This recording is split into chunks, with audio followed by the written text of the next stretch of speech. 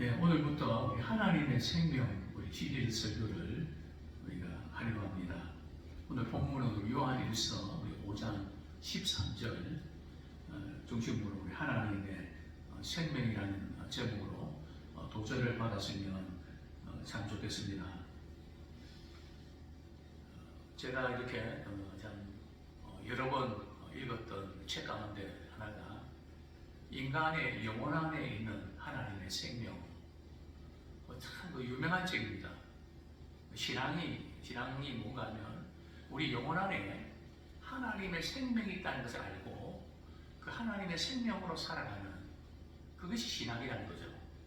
그저 주일날 교회 와서 예배드리고 봉사하고 하긴 하는데 생명이 없는, 하나님의 생명이 이끌리지 않는 그런 어떤 종교로 끝나는 경우들이 많은데요.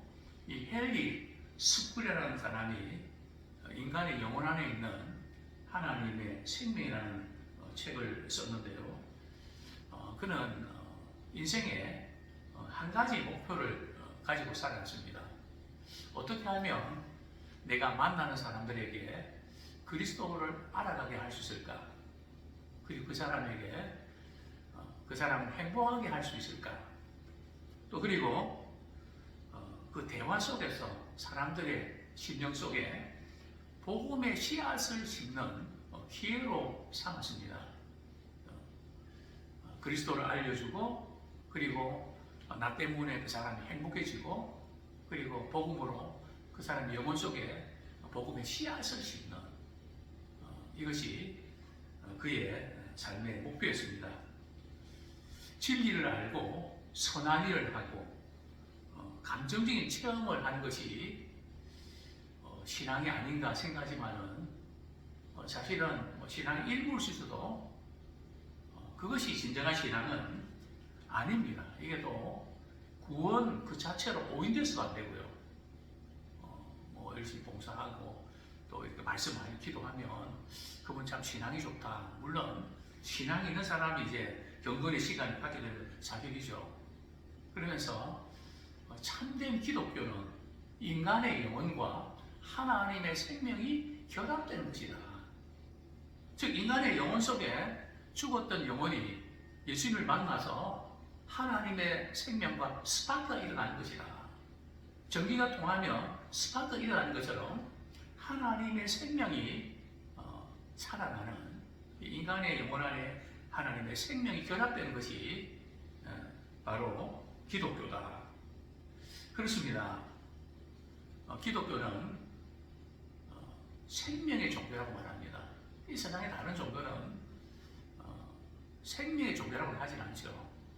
절대적인 어떤 존재에게 우리 인간이 도움을 청하고 구원을 바라는 그것이 종교성인데 기독교는 생명의 종교라는 거죠. 그래서 이번 기회를 통해서 우리가 잘 알지만 과연 나는 하나님의 생명으로 신앙생활을 하고 있는가 한번 점검해보는 그런 기회가 되면 정말 좋겠습니다. 왜 생명일까요? 이 생명이라는 것은 그저 일시적으로 진행되는 것이 아니고요. 지속적인 것입니다. 그래서 우리의 삶에서 계속되는 것을 붙잡아야 되죠. 근데 많은 분들이 일시적인 거, 지나가는 거, 생명 아닌 것에 이렇게 힘을 쏟고 있는 것을 보게 되는데요. 우리는 항상 이 부분을 구분하셔야 됩니다. 이게 생명이 있는 건가, 생명이 없는 건가. 아무리 사람들이 좁고 대단하게 여겨도 그 생명 없으면 그 의미가 없죠.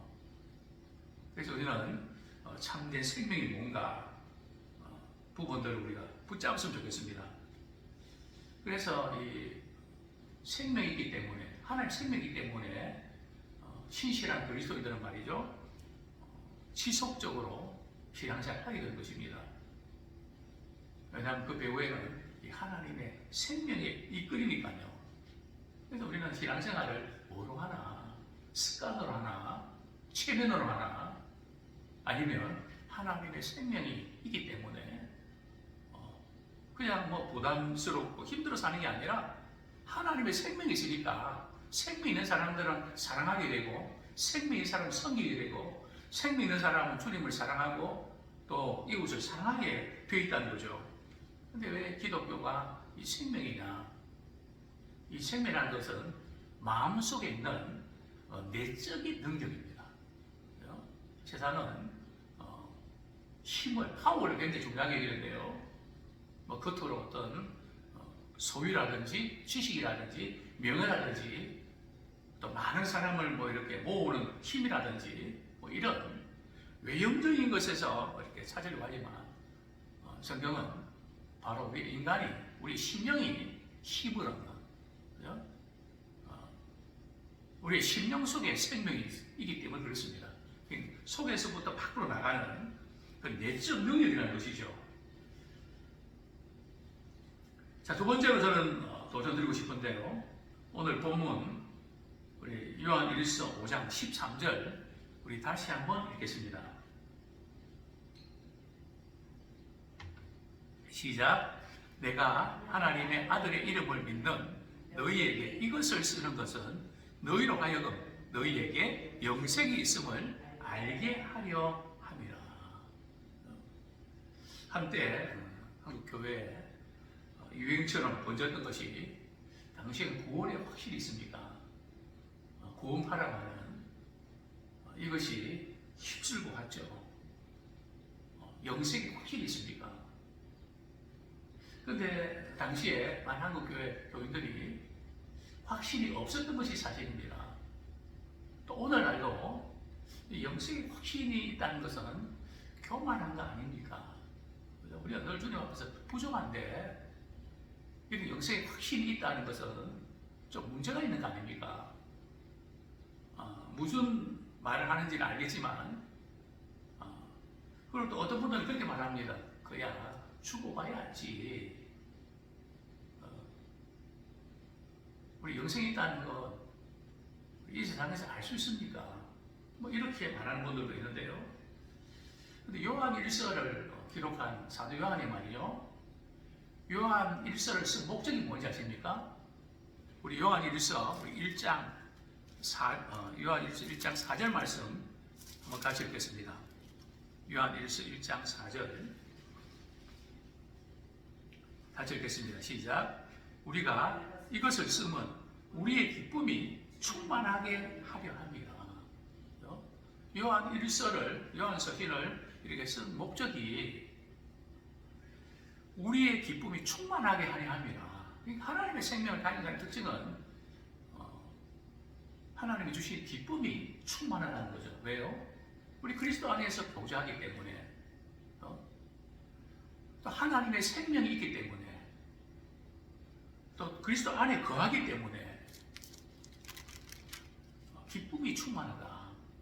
그런데 이 기쁨이 충만하다 하는 것이 어떻게 가능한가 오늘 본문에 있는 우리 말씀처럼 요한일서 5장 13절처럼 내가 하나님의 아들의 이름을 믿는 너희에게 이것을 쓰는 것은 너희로 하여금 너희에게 영생이 있음을 알게 하려 함이라. 우리 신자의 기쁨은 뭐 세상적으로 성공하고 뭐 잘되고 뭐 이렇게 생각 돈이 생기고 뭐 그것도 우리에게는 기쁨이지만 참된 기쁨은 거기 있는 것이 아니고요. 영생이 있음을 깨달을 때 내 안에 하나님의 생명을, 내가 하나님의 생명을 소유하고 있다. 그것이 확실할 때 우리 기쁨이 충만하고 살아 움직이는 신앙생활을 하게 된다는 것이죠. 그렇습니다. 이게 바로 이제 기쁨의 내용이죠. 영생에 대한 확신이 기쁨의 내용인데 요한복음도 마찬가지입니다.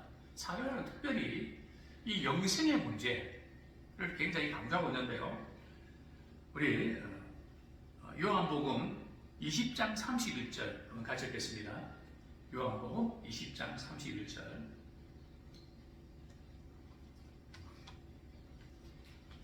같이 한번 읽겠습니다. 시작. 오직 이것을 기록하면 너희로 예수께서 하나님의 아들 그리스도심을 믿게 하려 하며 또 너희로 믿고 그 이름을 힘입어 생명을 얻게 하려 하심이라. 요한복음을 기록한 목적도 예수께서 하나님의 아들 그리스도를 믿고 그 이름을 힘입어 생명을 얻게 하려 하십니다.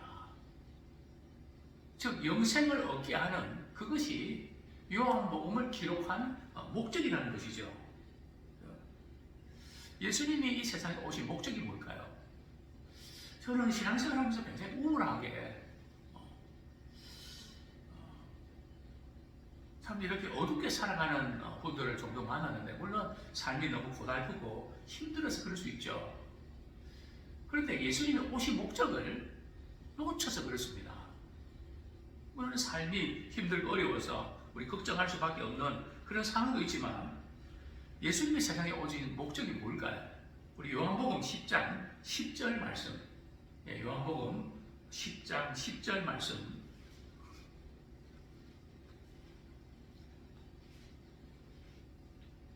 같이 읽겠습니다. 시작. 내가 온 것은 양으로 생명을 얻게 하고 더 풍성히 얻게 하려는 것이라.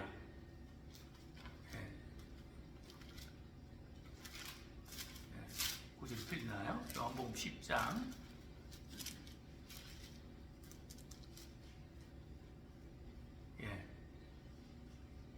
10절 도둑이 오는 것은, 그 부분 저 빼고 같이 한번 다시 읽겠습니다. 시작. 도둑이 오는 것은 도둑질하고 죽이고 멸망시키려는 것뿐이요 내가 온 것은 양으로 생명을 얻게 하고 더 풍성히 얻게 하려는 것이라. 내가 온 것은 생명을 얻게 하고, 그거는 끝나는 것이 아니라 더 풍성히 얻게 하는, 그 영생을 누리는, 그저 가둥거리면서 그렇게 사는 것이 아니라, 비록 우리에게 부족한 것도 있고 여러 가지 해결 안 되는 문제도 많지만 영생을 누리며 살아가는, 풍성히 누리며 살아가는 그 은혜를 우리가 주셨다는 것이죠. 그렇습니다. 신자는 자신의 영혼 안에 하나님의 생명이 있다는 것을 모를 수가 있을까요? 만약 이것을 모르면 신앙생활이 제대로 될 수가 없습니다. 하나님의 생명을 하는 거거든요. 나 같은 죄인 살리신, 나를 구원해 주신 하나님의 생명이 있기 때문에 비록 어렵고 힘들어도 믿음은 넉넉히 이길 수 있는 것이죠. 영생이 뭘까요? 영생은 느끼는 걸까요? 성경은 말씀합니다. 영생은 하나님을 아는 것과 예수 그리스도를 아는 것이다. 자꾸 우리는 신앙생활을 느끼려고 하거든요. 기도도 뭔가 자꾸 이렇게 느끼려고 하는, 물론 신앙생활에 체험이 없는 건 아닌데요. 신앙생활은 느끼는 데 있지 않습니다. 근데 많은 분들이 느끼는 것을 너무 사모합니다. 지식적인 것만을 이제 강조하는 건 문제가 있고, 느끼고 체험해야 된다. 물론 우리가 신앙에서 체험해야 되는데요. 성경은 말씀합니다. 영생은 느끼는 게 아니고 하나님을 아는 것이다. 하나님이 나를 사랑한다는 걸 아는 거거든요. 그렇습니다. 또 하나님을 아는 사람은 말이죠, 하나님과 교제하게 됩니다. 우리 하나님을 아는데 하나님과 교제하는 거 싫어하면 문제있죠. 안다는 것은 교제하는 것입니다. 가까운 친구, 또 우리 또 부모 자리관계를 알기 때문에 늘 관심을 갖고 우리 교제하고 챙기죠. 하나님을 안다는 것은 하나님 교제하는 건데요.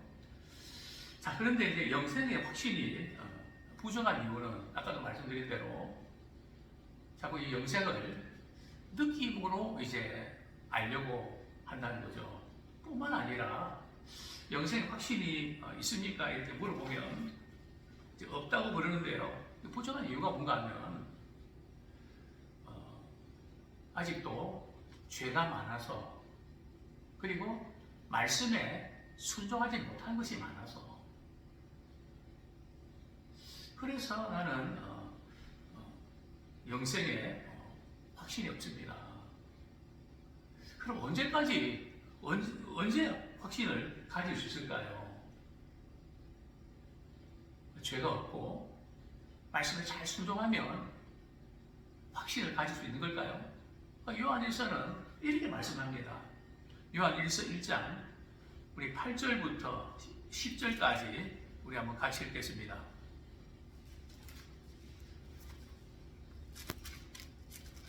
요한일서 8절부터 10절까지 시작. 만일 우리가 죄가 없다고 말하면 스스로 속이고 또 진리가 우리 속에 있지 아니할 것이요 만일 우리가 우리 죄를 자백하면 그는 미쁘시고 의로우사 우리 죄를 사하시며 우리를 모든 불의에서 깨끗하게 하실 것이요 만일 우리가 범죄하지 아니하였다 하면 하나님을 거짓말하는 이로 만드는 것이니 또한 그의 말씀이 우리 속에 있지 아니하니라. 성경 분명히 말씀하거든요. 죄가 있다고 해서 영생의 확신을 누릴 수 없는 게 아니라는 거죠. 오히려 말이죠. 죄가 없다고 하면 거짓말쟁이라는 거죠. 다만 죄가 있어도 그래서 주님 앞에 우리 회개하고 용서 구하면 모든 불에서 깨끗하게 해주신다는 거죠. 우리가 구원받은 것이 어떻게 구원받았나요? 바로 예수님이 우리의 죄를 위해서 십자가 지시고 예수님이 우리 죄를 다 깨끗하게 사해 주시기 때문에 또 그분을 믿음으로 구원받았지 우리 스스로 죄를 없애서 구원받은 건 아니잖아요. 근데 구원받은 이유는 자꾸 그렇게 생각한단 말이죠. 우리가 말씀에 순종해야 되는 거 맞지만 말씀에 대한 순종이 부족하면 생명이 없는 걸까요? 우리 안에 내가 원하는 것은 하지 않고 원치 않는 그 자꾸 하는 것 때문에 내가 속상하고 마음 상하면 그 사람에게는 영생이 있는 것입니다. 우리 갈라디아서 5장 12절 분명히 거듭난 사람, 영생이 있는 사람들은 육체의 소욕과 성령의 소욕이 싸운다고 성경은 분명히 말씀하고 있습니다. 싸우는 자체가 없어야 영생의 확신을 가진 게 아니라는 거죠. 갈라디아서 5장 17절 우리 같이 한번 읽겠습니다. 시작. 육체의 소욕은 성령을 거스르고 성령은 육체를 거스리나니 이 둘이 서로 대적함으로 너희가 원하는 것을 하지 못하게 하려 함이니라. 우리는 육신을 갖고 있기 때문에 우리가 거듭나도 또 우리 성령의 소욕을 쫓아 우리가 살려고 해도 늘 육체의 소욕과 더불어 싸운다는 거죠. 그래서 갈등하게 되고 그래서 질 때도 있고 이길 때도 있고 그렇다는 거죠. 또 어떤 분들은 다른 사람과 신앙생활 비교해서 말이죠. 참 저분은 신앙생활 저렇게 하는데 나는 왜 이렇게 이것밖에 못하나? 내가 성도가 맞나? 목회자가 맞나? 직분자가 맞나? 자꾸 우리는 그런 비교하면서 확신을 잃어버리거든요. 성경은 말씀합니다. 요한일서에 보면 신앙의 단계가 있거든요. 어떤 단계는 어린아이 단계가 있고요. 청년의 단계가 있고요. 아비 단계, 아버지의 단계가 있습니다. 아이의 단계는 영생이 없는 걸까요? 아버지의 단계가 아니면 청년의 단계는 영생이 없는 것일까요? 아니거든요. 영생이 있죠. 근데 우리 자꾸 그렇게 비교해서 나는 뭔가. 절대 우리 신앙생활 비교하지 마세요. 물론 도전은 맞지만 따라하려고 하지도 마세요. 누구는 이렇게 몇 시간 기도하고 누구 이렇게 했는데 물론 우리가 기도 힘쓰는 거 맞는데요. 따라하지 마세요. 하나님이 내게 주신 것이 뭔지 그걸 발견하고 내가 할 수 있는 거 하세요. 우리 자꾸 비교해서 따라가고 이렇게 하려고 말이죠. 그게 안 되거든요. 하나님이 우리를 쓰시면 그게 다른데 물론 좋은 부분들을 우리가 배우고 그거 필요합니다. 그러나 하나님께서 우리를 쓰시는 부분들이 다르다는 거죠. 그렇습니다. 이제 세 번째로 나누고 싶은 것은 당신은 영생을 누리고 살아가시며 영생을 누리고 살아가십니까? 자, 먼저 우리 영생이 뭔지에 대해서 좀 이렇게 살펴보면 좋겠습니다. 영생이 뭘까요? 영원히 죽지 않는 삶일까요? 영원히 죽지 않는 삶이란 신자든 불신자든 말이죠. 우리가 죽은 후에 다시 다 살아난다 그랬거든요. 단순히 죽지 않는 삶, 영원한 그런 삶이 아니고 여기서 영생이라는 것은 죄와 사망의 권세로부터 말이죠. 완전히 해방된 구원, 자유, 기쁨, 죄로부터 구원받은 그런 영생을 말합니다. 죽지 않는 그런 영원한 삶이 아니고요. 자, 영생은 언제 시작됩니까? 죽은 이후에 영생이 시작되나요? 그래서 자꾸 이제 영생은 죽어봐야 안다고. 근데 아닙니다. 우리 요한복음 14장인가 그렇죠? 예. 14장이 아니고요. 예, 요한복음 5장입니다. 예, 요한복음 5장 24절.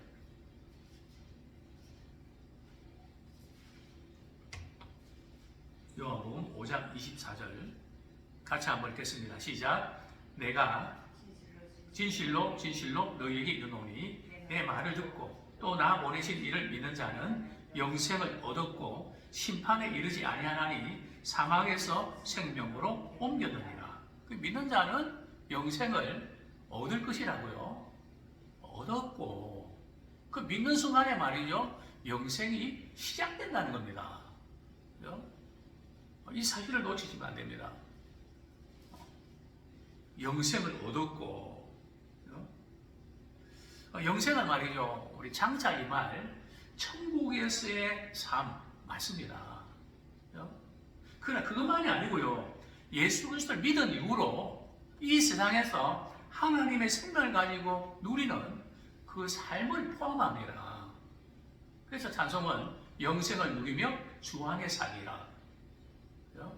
그래서 우리는 영생을 누리는 삶을 가족들에게 보여주고 믿지 않는 사람들에게 보여줘야 됩니다. 저 사람이 저렇게 어렵고 힘든 가운데도 뭐가 저렇게 기쁘게 살아가지? 예수 믿는 도대체 뭐지? 영원한 생명, 하나님의 생명으로 살아내는 예수님께서 오신 목적이 뭘까요? 요한복음 17장 2절 하나님께서 아들을 말이죠. 이 세상에 보내신 목적이 뭘까요? 요한복음 17장 2절 말씀 같이 읽겠습니다. 시작. 아버지께서 아들에게 주신 모든 사람에게 영생을 주게 하시려고 만민을 다스리는 권세를 아들에게 주셨음이로소이다. 모든 사람이 뭘 주시려고요? 영생을 주시려고. 돈이 아니고 명예도 아니고 이 세상의 권력도 아니고 그것은 잠시 있다가 없어지는 썩을 것이니까 영원히 썩지 않는 영원한 생명을 주시기 위해서 예수님을 보내주셨다는 거죠. 영생이 뭡니까? 영원하신 생명이고요. 하나님의 생명입니다. 그래서 우리가 거듭났다 라는 표현을 하나님께로부터 났다고 성경 말씀을 요한일서에 보면 하나님께로부터 난 자는 죄를 지지 아니하나니. 그죠? 하나님께로부터 난 자. 그래서 하나님의 생명이라는 거죠. 하나님의 생명이 뭡니까? 하나님께서 사시는 생명. 또 갈라디아서 2장 20절은 예수님이 사시는 생명. 우리 같이 한번 읽겠습니다. 갈라디아서 2장 20절. 갈라디아서 2장 20절. 내가 그리스도와 함께 십자가에 못 박혀 죽었나니 그런즉 이제는 내가 사는 것이 아니요 오직 내 안에 그리스도께서 사시는 것이라. 이제 내가 육체 가운데 사는 것은 나를 사랑하사 나를 위하여 자기 목숨을 버리신 하나님의 아들을 믿는 믿음 안에서 사는 것이라. 그래서 이제는 내가 사는 것이 아니고 오직 내 안에 그리스도께서 사시는 것이다. 그죠? 내 속에 내 육체가 말이죠. 과거에 이렇게 했던 것이 올라올 때가 있지만 내 안에 계신 그리스도께서 우리에게 그렇게 하길 원치 않으시거든요. 그게 싫어지는 거죠. 왜냐하면 내 속에 그리스도께서 사시기 때문에. 그래서 어떻게 하면 주님을 기쁘시게 할까? 여기에 관심을 가지며 우리가 살아가게 된다는 거죠. 그렇습니다. 또한 영생은 하나님의 생명이지만 또 그리스도를 믿고 하나님과 관계에서 말이죠. 영속적인, 새롭고 영속적인 관계에 들어갑니다. 하나님의 생명이 있는 사람들은 하나님을 알고 싶고 하나님을 만나고 싶고 하나님과 교제하게 되는, 하나님과 사귀게 되는 그런 것이 이어진다는 거죠. 또 영생은 새로운 생명을 덧입는 것입니다. 우리 고린도후서 잠깐 보겠습니다. 죽음의 문제를 다루면서 이렇게 표현하고 있죠.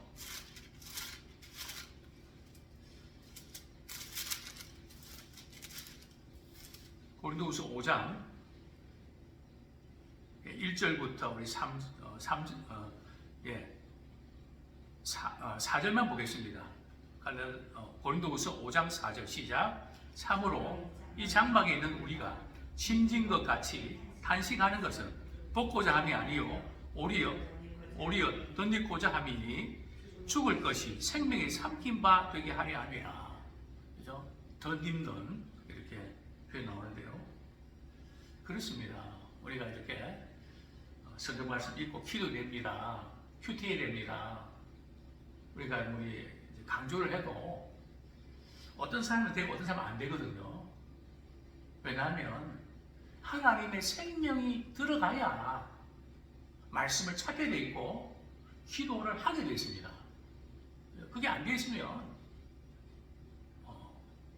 잘 안 되죠.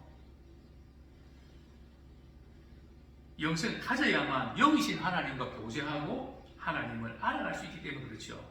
또 우리가 예배 드리는 것은 말이죠. 예배 안 드리면 벌 받기 때문에 그런 게 아니란 말이죠. 우리 안에 하나님의 생명이기 때문에 예배를 드리고 싶은 것입니다.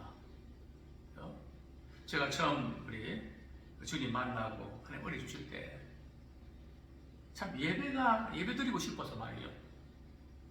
주일날 그 예배 드리는 모든 모임에 다 참석했습니다. 저녁 기도회까지 말이죠.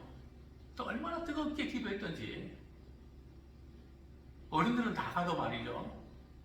우리는 그냥 뜨겁게 기도했습니다.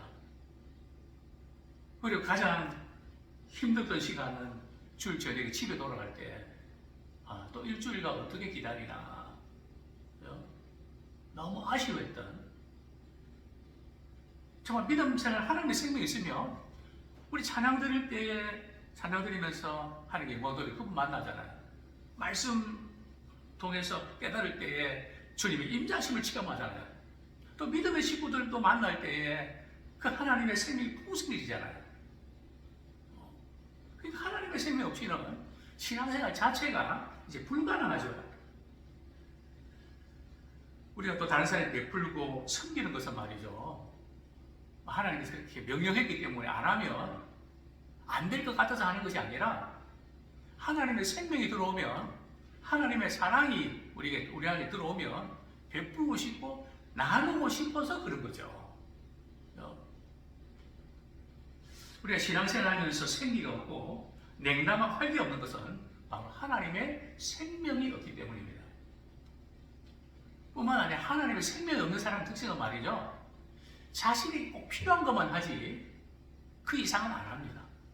꼭 자신이 필요한 것만 골라서 하지 그냥 아무런 이유 없이 베풀고 섬기는 것을 못한다는 거죠.